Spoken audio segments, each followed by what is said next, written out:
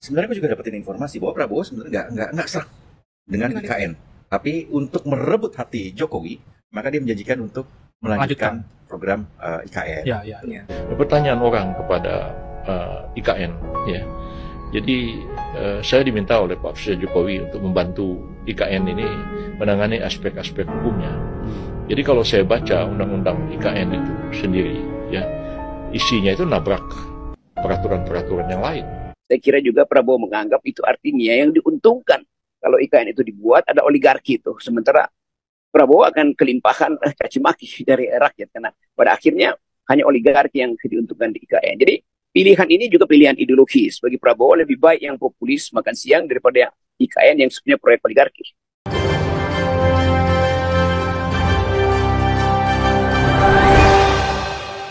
Assalamualaikum warahmatullahi wabarakatuh. Info podcast bocor alus Tempo, mereka membocorkan bahwa Prabowo sebenarnya tidak sreg dengan IKN. Tapi karena untuk merebutkan hati Jokowi sebelum Pilpres, Prabowo menjanjikan melanjutkan pembangunan IKN.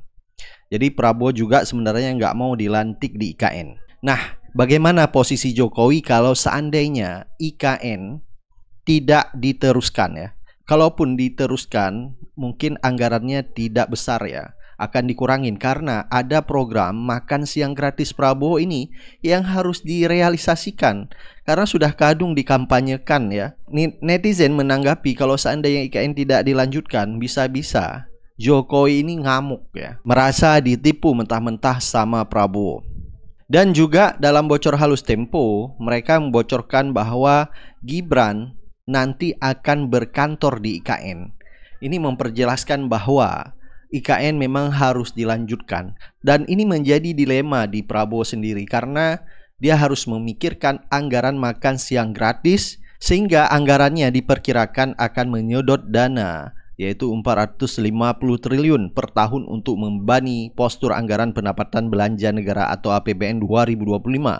Jadi menurut Tempo, kebutuhan dana jumbo tersebut diprediksi mengorbankan anggaran lain dari program perlindungan sosial dan juga harus memikirkan untuk anggaran membangun IKN. Sedangkan IKN pun sekarang tidak ada investor yang mau berinvestasi di sana. Karena banyak kalkulasi yang harus diperhatikan oleh mereka untuk berinvestasi di IKN. Pemerintah memang kesulitan untuk mencari investor IKN ya. Betul. Dan ini menjadi beban. Ini menjadi beban buat pemerintahan Prabowo ya IKN ini. Sebenarnya aku juga dapetin informasi bahwa Prabowo sebenarnya nggak serak dengan IKN, tapi untuk merebut hati Jokowi, maka dia menjanjikan untuk melanjutkan program IKN. Ya. Dan ada informasi juga bahwa Prabowo pun sebenarnya nggak mau dilantik di IKN. Jadi lagi-lagi Prabowo ini harus dilema. Di sisi lain dia harus memikirkan Jokowi karena sudah memenangkan dirinya menjadi Presiden 2024. Betapa besar Pak Joko Widodo menyiapkan saya. Tapi di sisi lain, program-program Prabowo seperti makan siang gratis akan tersendat karena anggaran yang begitu besar yang harus digelontorkan di makan siang gratis. Belum IKN juga yang harus dilanjutkan. Panas. Ya, itulah. Nanti kita lihat Prabowo akan dilantik di mana ya kan? Ya benar sekali, di IKN itu kata orang di sana mataharinya ada 3. Jadi sudah jelas ya, panas sekali di IKN. Berarti cuma Menteri PUPR yang tinggal di IKN nanti? PUPR, ya mungkin Jokowi sama Gibran gitu ya. Gibran mungkin perlu dibikinin istana sendiri ya kan, istananya di IKN. Dan kalau kita lihat ini, Jokowi bakal cawe-cawe di pemerintah Prabowo. Kalau seandainya ini terjadi, maka Prabowo semakin tidak nyaman. Sehingga benar kata Refli Harun ini akan menimbulkan faksi-faksi yaitu kubu Jokowi dan kubu Prabowo. Dan diprediksi akan terjadi perpecahan. Dan ini akan menjadi tontonan yang menarik bagi masyarakat dan netizen. Faksi Prabowo dan faksi Jokowi. Jadi kerusakan internalnya itu adalah, saya mengatakan mulai kemarin itu Prabowo hanyalah presiden de jure. Nanti faksi mungkin bukan hanya 2 loh, Ref. Karena ada faksi Brutus tuh biasanya yang menikmati keuntungan dan mengadu domba itu. Dan menurut Yusril Iza Mahendra yang merupakan pendukung dari Paslon 02 menyebutkan bahaya jika IKN diteruskan lagi. Karena menurut Yusril banyak peraturan yang ditabrak oleh Jokowi. Jadi sebenarnya sudah tepat kalau seandainya Prabowo tidak melanjutkan IKN. Dan saya mengatakan Pak Prabowo ada yang kurang. Bapak tidak memperhatikan aspek hukum. Saya orang hukum, saya paham bahwa masalah hukum itu menjadi sangat penting. Tapi tidak ada kepastian hukum dan membuat investasi juga sulit untuk berjalan. Pertanyaan orang kepada IKN, ya. Jadi saya diminta oleh Pak Presiden Jokowi untuk membantu IKN ini menangani aspek-aspek hukumnya. Jadi kalau saya baca undang-undang IKN itu sendiri, ya, isinya itu nabrak peraturan-peraturan yang lain. Misalnya tentang pertanahan, ya kan. Di situ begini, ya semua nabrak undang-undang agraria. Jadi mestinya tuh ada penyelesaian terlebih dahulu terhadap norma hukum. Ya, setiap orang yang saya temui dan bertanya untuk investasi di IKN, saya bertanya dua hal: kepastian politik dan kepastian hukum. Ya, kepastian politiknya begini: kalau Pak Jokowi nggak jadi presiden, apa ada jaminan presiden baru akan meneruskan proyek IKN ini? Satu. Yang kedua, gimana kepastian hukumnya? Nanti kita bangun hotel, bangun apartemen, bangun apa-apa, tiba-tiba tanahnya diklaim sama orang Dayak. Jadi. Dan menurut Gibran, makan siang gratis investasi stimulan, jangan dianggap pengeluaran, ya. Jadi Gibran menganggap bahwa makan siang gratis ini investasi. Kalau masyarakat awam berpikir investasi, ya tidak ada hasilnya, yang hanya jadi kotoran, ya. Tetapi kalau misalnya pendidikan gratis itu jelas investasi, maka akan melahirkan masyarakat yang cerdas karena pendidikan diutamakan oleh pemerintah, yaitu dengan menjalankan amanat undang-undang mencerdaskan kehidupan bangsa. Bukan makan siang gratis justru menjadi investasi. Kalau misalnya Prabowo, IKN menyetop dan tidak diteruskan, maka diperkirakan hubungan Jokowi dengan Prabowo akan menegang. Dan bisa-bisa Prabowo menjabat sebagai presiden mungkin tidak lama. Pasti Jokowi akan mengeluarkan jurus-jurusnya. Dan kemungkinan akan dilanjutkan oleh Gibran. Dan ini benar kata Koni, ya, bahwa Prabowo akan menjabat presiden selama 2 tahun saja. Baik, coba kita lihat, ya, pengamatan Rocky Gerung tentang IKN dan makan siang gratis ini. Menarik ternyata kemarin Pak Sudrajat Djiwandono, mantan gubernur Bank Indonesia, dan juga kakak iparnya Pak Prabowo itu, ya. Kalau kita simak sebenarnya sampai pada satu kata bahwa beliau itu lebih penting soal makan siang gratis ketimbang bangun IKN. Dan itu kan bukan dan atau gitu, pilihannya itu iya dan tidak kan begitu. Jadi saya lihat ini semacam vonis mati dong terhadap IKN andai kata nanti Prabowo ditetapkan sebagai presiden gitu. Saya kira pasti begitu, karena APBN separohnya itu harus dipilih makan siang gratis yang adalah proposal Prabowo atau IKN adalah proposal Jokowi. Ya. Kalau Jokowi yang diinginkan, maka Prabowo nggak bisa beri makan gratis. Itu emak-emak, anak-anak SMA akan demo di depan Prabowo. Jadi sebetulnya dari awal kita sudah terangkan bahwa APBN itu adalah batas dari ambisi politik. Jadi terlihat bahwa jelas suara Sudrajat Djiwandono itu pasti suara Prabowo Subianto. Bahwa dia hanya akan memenuhi apa yang dia janjikan, bukan yang dijanjikan oleh Presiden Jokowi. Kan memang begitu kan, walaupun memang nanti akan dipersoalkan, kan keberlanjutan artinya melanjutkan proyek IKN. Tetapi bagi Prabowo, iya boleh berlanjut, tetapi kalau uangnya nggak ada, dia mesti pilih. Melanjutkan yang direncanakan Jokowi, itu artinya Jokowi yang presiden. Sementara Prabowo memerlukan legacy juga, bahwa dia harus dieluk-elukkan atau diingat oleh sejarah sebagai seorang presiden yang memberi makan 450 triliun setiap tahun pada masyarakat kecil, terutama anak-anak SMA, para siswa kan. Jadi kelihatannya Prabowo akan memilih lebih populis membiayai APBN itu dipakai untuk membiayai makan siang gratis daripada membiayai kemewahan Jokowi di IKN. Itu juga yang akan jadi titik konflik antara Prabowo dan Jokowi atau bahkan Jokowi dan Gibran. Karena Gibran sudah dari pagi-pagi hari menyatakan tidak, IKN itu masih akan dilanjutkan.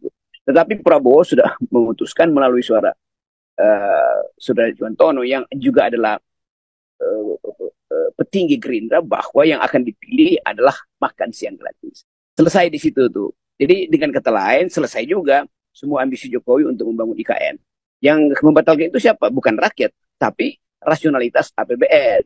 Dan Sudrajat Djiwandono tentu tahu bagaimana pemborosan itu akan terjadi kalau yang dibiayai adalah IKN. Dan pada saat yang sama rakyat akan bergerombol untuk menuntut, dan itu berarti ancaman bagi Prabowo. Jadi kira-kira begitu tuh. Jadi satu hal selesai, nggak perlu lagi diperpanjang-perpanjang bahwa Gerindra atau Prabowo sudah memutuskan untuk tidak melanjutkan IKN.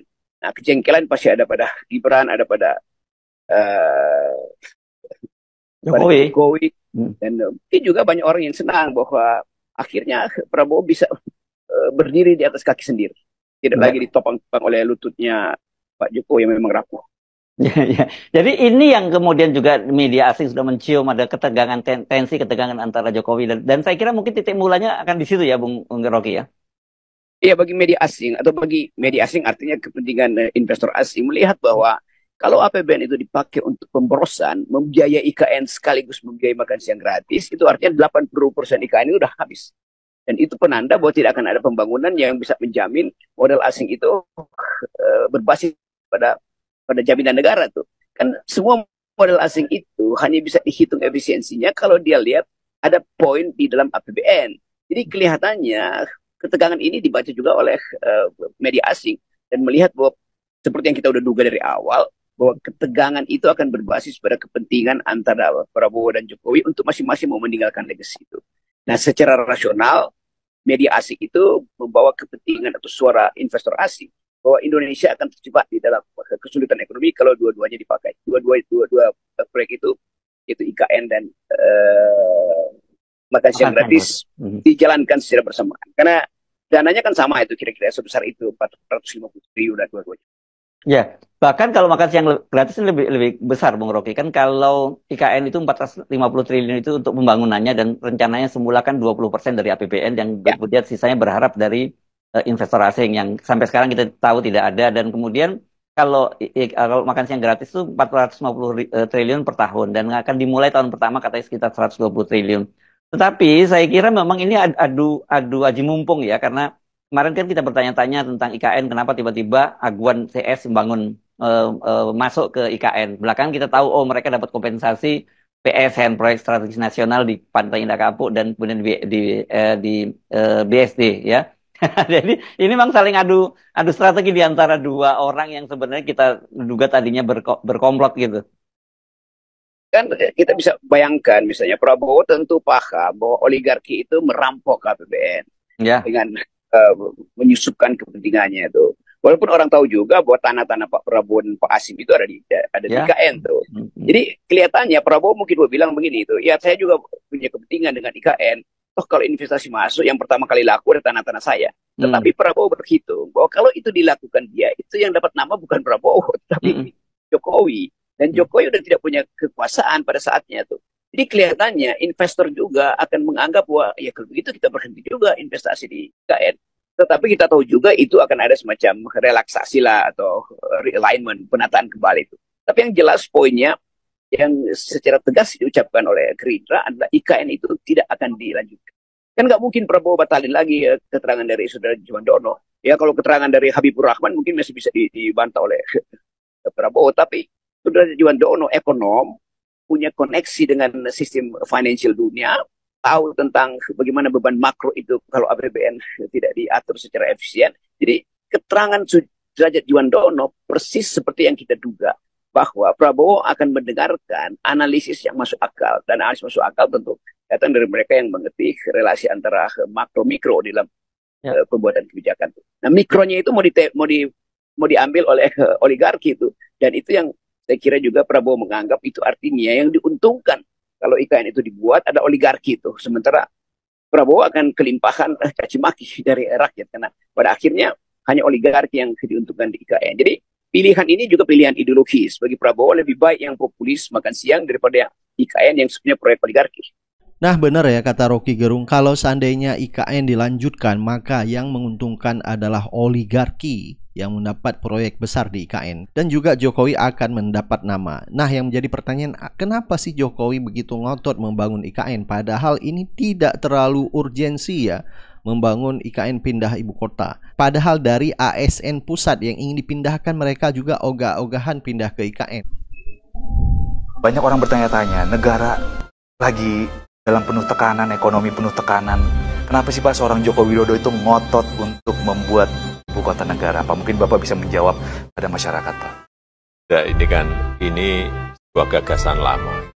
Sudah direncanakan saat itu oleh Bung Karno. Dan di zaman Pak Harto juga ada rencana juga untuk memindahkan.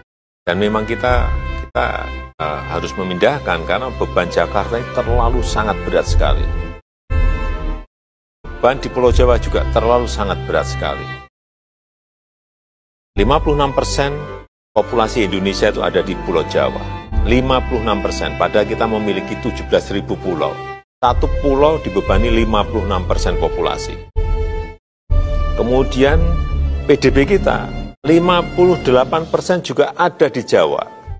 Terus pemerataannya gimana? Pulau lain diberi kue apa? Nah, intinya Jokowi mengatakan ini agenda Presiden Soekarno, Presiden Soeharto yang ingin memindahkan ibu kota. Belum lagi yaitu jumlah populasi penduduk yang begitu besar di Pulau Jawa sehingga harus dipindahkan ke Kalimantan. Tetapi porsi anggaran APBN ini akan sangat berat ya untuk menanggung yaitu cita-cita Jokowi membangun IKN, walaupun memang anggaran makan siang gratis lebih besar daripada IKN, mencapai 400 triliun lebih per tahun ya. Anggaran IKN tidak sebesar dari makan siang gratis, dan ini kalau seandainya tidak dilanjutkan ini akan menjadi polemik besar ya di internal pemerintah Prabowo.